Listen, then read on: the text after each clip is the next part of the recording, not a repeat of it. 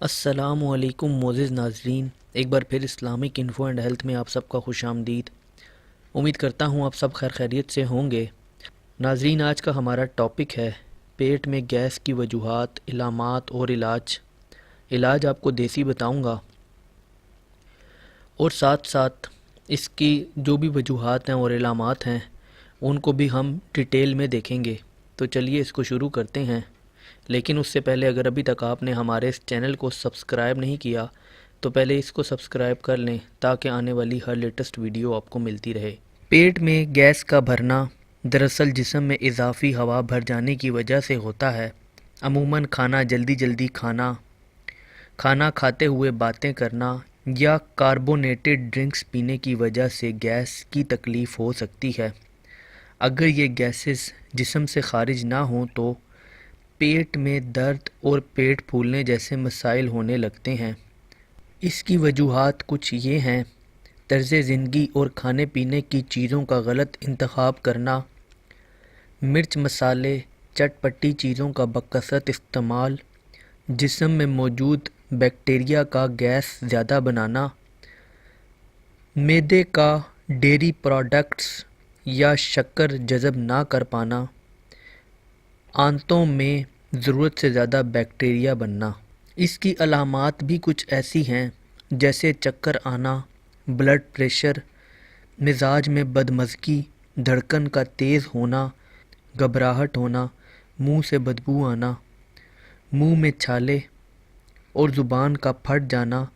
یہ تمام علامات معدے میں خرابی یا گیس کا مرض ہونے کی صورت میں رونما ہوتے ہیں۔ تو ناظرین، اس کا دیسی علاج یہ ہے کہ آپ اجوائن 10 گرام لے لیں، سونٹ بھی 10 گرام لے لیں، ادرک کا پانی 5 چائے کے چمچ، نمک حسب ضرورت اس کے اندر ڈالیں۔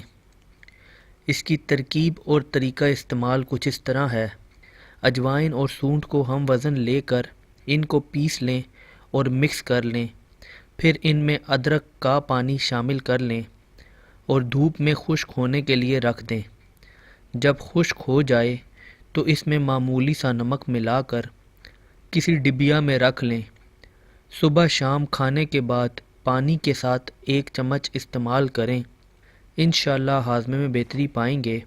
مزید یہ کہ پودینہ، سبز الائچی کا کہوہ پینے سے بدہضمی جاتی رہتی ہے۔ فالسا کا شربت جتنا ہو سکے استعمال کریں۔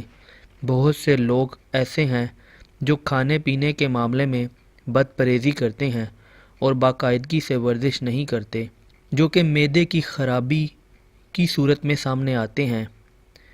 ان کو چاہیے کہ کھانے پینے کی اشیاء میں احتیاط برتیں اور باقاعدگی سے ورزش جیسے چہل قدمی اور ایروبک وغیرہ کریں۔